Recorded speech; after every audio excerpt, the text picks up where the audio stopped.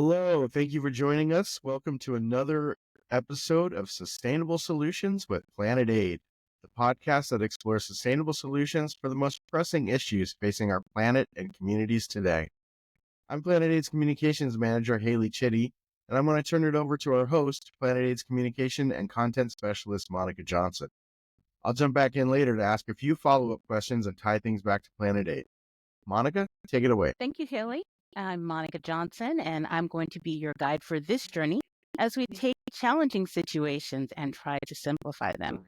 And it's also an opportunity for us to learn from incredible individuals and organizations at the forefront of developing and implementing sustainable solutions. Change is not only possible, but it is essential, and it begins with understanding. So today we are talking to Julia Gerrits, a sustainable fashion specialist, among many things, and we're going to be discussing the fashion industry and awareness from a consumer aspect. Hello, Julia. How are you? Hi, I'm doing well. How are you? Good, good, good. So, Julia, let's just kind of introduce you. You are a freelance sustainable fashion specialist, as we said, and you are also a content creator on LinkedIn. And you also share articles, research, and opines on fashion and sustainability, or the lack thereof. So one of the things that you created was a simple sustainability guide that answers many questions about terms used frequently in sustainability conversations. Tell me a little bit about why that was your motivation. What was your motivation for doing that? So my motivation for creating this simple sustainability guide was to basically contribute to making sustainability more accessible for everyone. And with all these terms around, sustainability can feel quite overwhelming, especially because the terms often overlap and new ones arise. And my goal is to make everyone feel included so they can be part of the sustainability conversation if they want to. Okay, so going forward, yes, let's talk a little bit about that sustainability guide, but I want to know why. How did you get into this? What was the reason behind you wanting to let everybody know that these terms are out there? Well, I think just important to raise awareness in general. And for me, I've always been very interested in sustainability and also noticed that over LinkedIn, there's a lot of people who are interested. But there's at the same time, there's so many terms and so many people get confused as to what are the differences between these terms. So I thought it was very important to also educate people a bit, but also just freshen up their knowledge. So why do you think it's important for people outside of the fashion industry to understand terms like life cycle assessment, or which is referred to as LCA, or CRSD, which is Corporate Sustainability Reporting Directive Responsibility, or to be familiar with the Green Deal? These are all covered in this guide. And let me just pull this up, your table of contents for your guide, which tells us all about everything that's involved with your sustainability guide. So why are all these things covered in this, and what is the significance for people who are just trying to buy clothes? Well, it's important for people to understand because in one way or another, they are going to experience the real life consequences of these regulations. So hopefully, I hope so that clothing prices will go up. And my expectation is that circular alternatives like renting or repair will be pushed more also by big brands. And understanding where this comes from exactly will help in creating more awareness among people and hopefully also change consumer behavior. Very good. So who is your target audience for this guide? And I know that you're on LinkedIn, but how can people get it? My target audience for the sustainability guide is anyone with an interest in fashion and sustainability, and then really in the broadest sense. So it can be students, fashion professionals, or companies. And it's even handy for people already working in sustainability because, as I said, with this guide, you can always refresh your knowledge. And you can get the guide by basically scrolling down on my LinkedIn profile or just sending me a message, and I would just send it to you. Just like you did with me. Exactly. What's your top concern about the fashion industry and how it operates currently? My top concern is definitely the increase in clothing and textile production, which is estimated to keep growing. As of now, there's just no stopping it, basically. And market demand and increase just do their thing. And Chinese e-commerce companies like Shein and Temu, for example, they illustrate that as long as there's no proper regulation, companies are just free to do what they want. And that unfortunately also means to underpay workers, do environmental damage, and make clothes which are not made to last. Now, all of this sounds very, it's a very serious subject, and a lot of times people don't think about fashion as a serious subject. It's just sort of, what am I going to wear? But what pockets of hope do you see in the industry for it to become better? Mm-hmm. I'm speaking from a European perspective because I live in Europe and have only experienced it from a European perspective. But pockets of hope I see are definitely the strict EU regulations that have been brought into life, because soon companies will have to start reporting by law and include circularity in their business models, and hopefully also take care of any misconduct in their supply chains. So it makes me very hopeful to see that these directives and regulations are being put into place, and also specifically tailored to the fashion and textile industry. I don't know what your familiarity is with the United States and how we consume fashion over here, but what do you think are the differences in how the EU is addressing what's going on in the fashion industry? How it differentiates from the US, you mean? Yes. I think in the EU, there's definitely a lot more overall regulations that count for the whole EU. So it definitely depends per country how it differentiates a little bit. But overall, there's like a very clear guideline. Whereas I think maybe with the US, it's maybe a bit more um, differentiated, I would say. But I'm not too sure about this, honestly, because I mostly focus on the EU regulations. Right, right.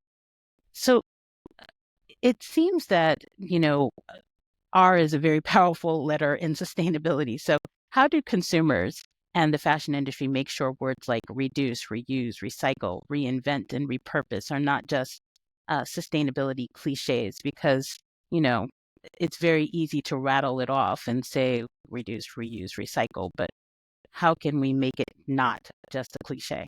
Yeah, that's a very good question. It's also something I really focus on in my work. The most crucial thing to do to avoid turning these terms into cliches is to firstly explain them. So, what do they mean? And then provide also examples for it. So, for example, if a company claims to reuse unsold clothing, they must explain exactly how they do this. And any claims of reuse being sustainable can only be made when these claims are backed up by independent research or data or other evidence. Yeah. And you think that this is something that should go along with the traceability of clothes and how it's produced as well. Yes, definitely.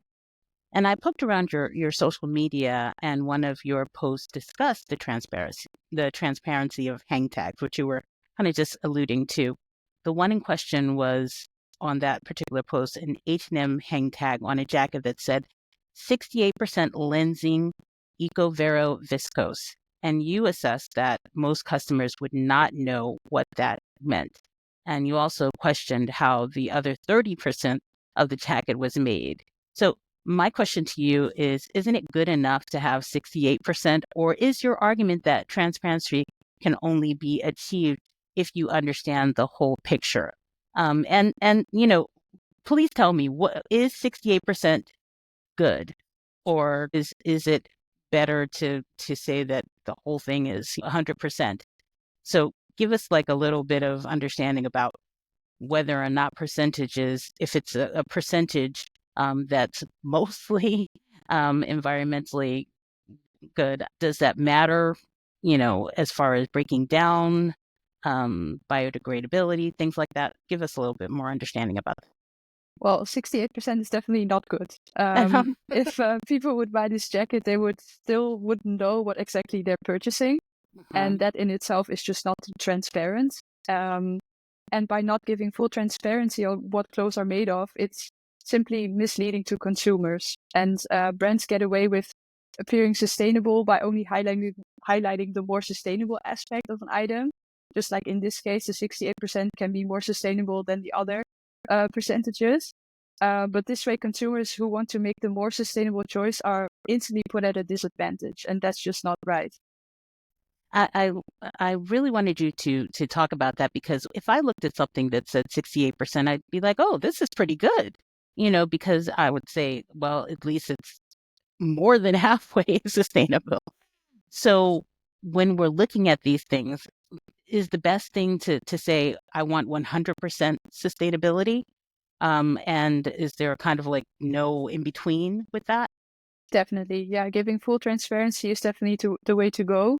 There's also good initiatives in place that are being brought into life soon, which are the digital product passport, for example, in which you can instantly see what exactly the clothing is made of and also where it comes from.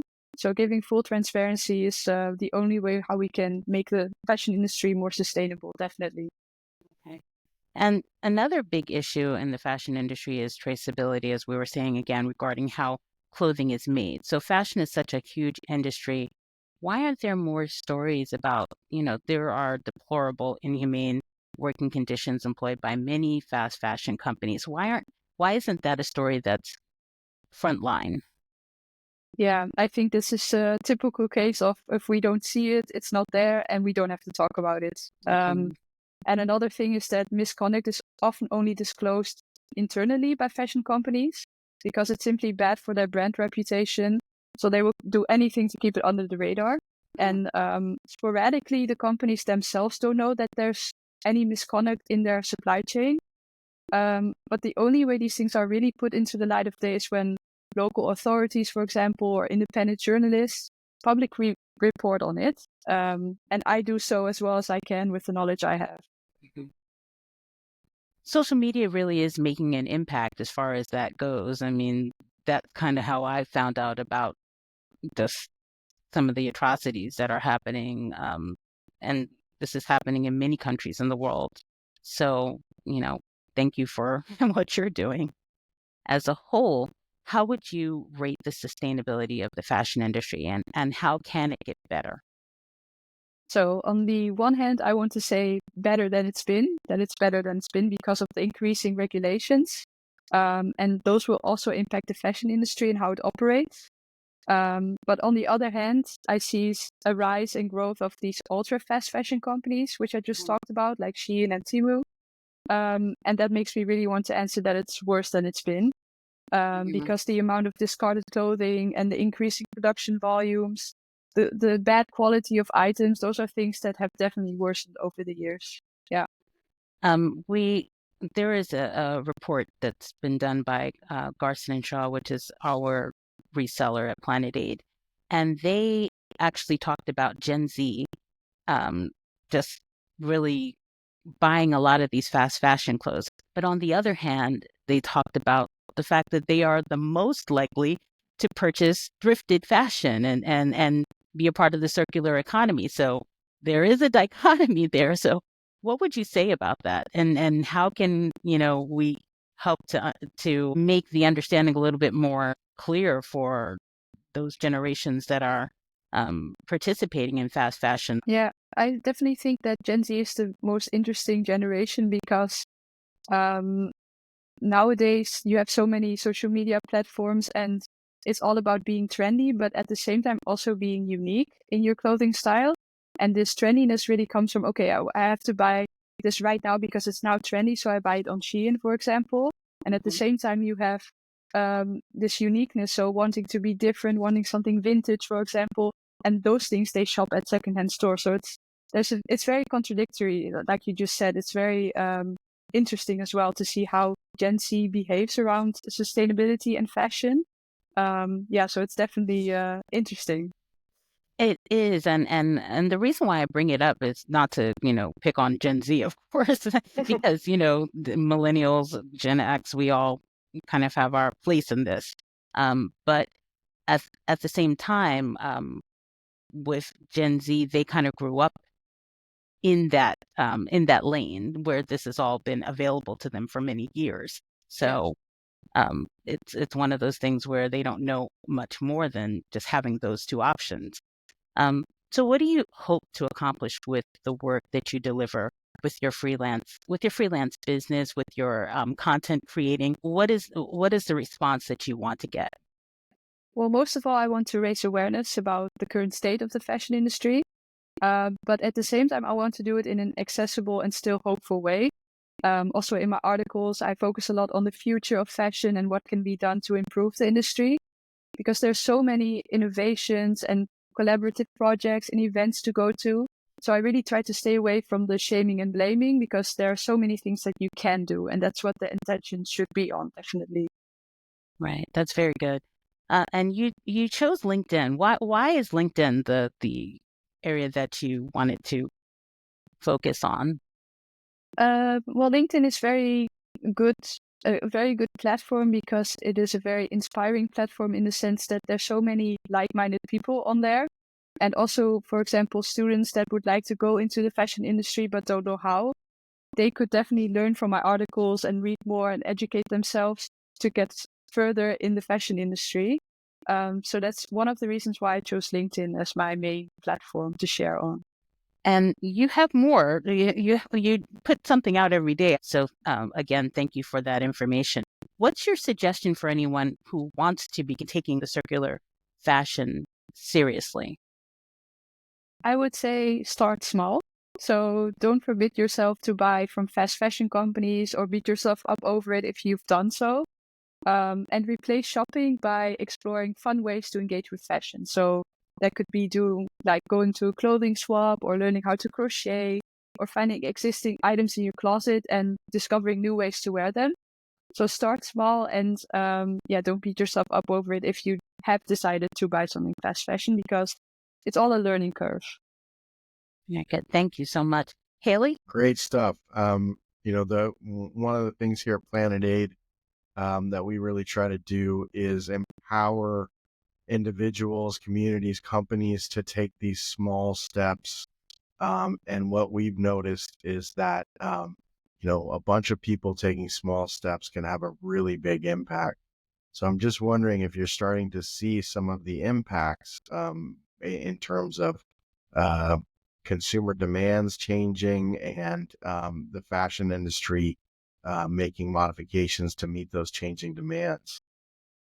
Definitely, you see more and more brands starting with rental initiatives, for example, or repair workshops. So I definitely see also in the area that I'm based in, so in the Amsterdam area, I see a lot more events around this. So repair workshops, like I said, or clothing swaps. So that's definitely, coming up. Definitely. I love that. And I love the idea of next time you think about going shopping, spending that time doing something else like one of these workshops.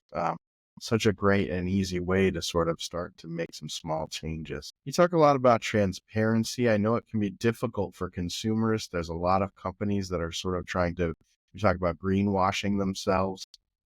What are some red flags for consumers when they're making fashion decisions, purchasing decisions?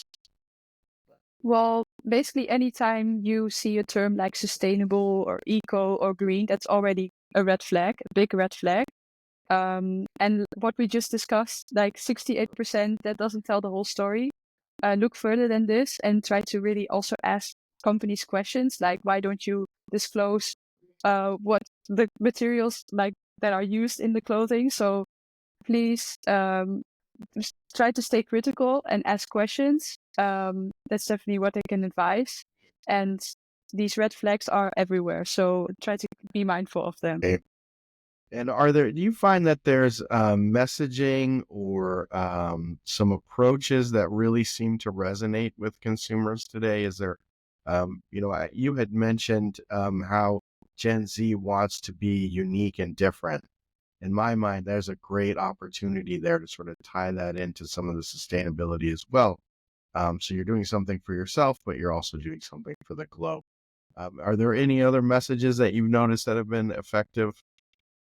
I think definitely also include the real life events. So what we just talked about, the repair workshops, things like this, that really connect the consumer to the brand and also make the consumer experience something. I think experiences are also very interesting for the Gen Z generation, because they also grow up with making new experiences. They find this very fun to do. So definitely I would advise companies to always try to make like events on the side to really engage their customers. Definitely. It's a great way to think about it, from something of a cost to an opportunity to really build relationships with the customers. Definitely. Yeah.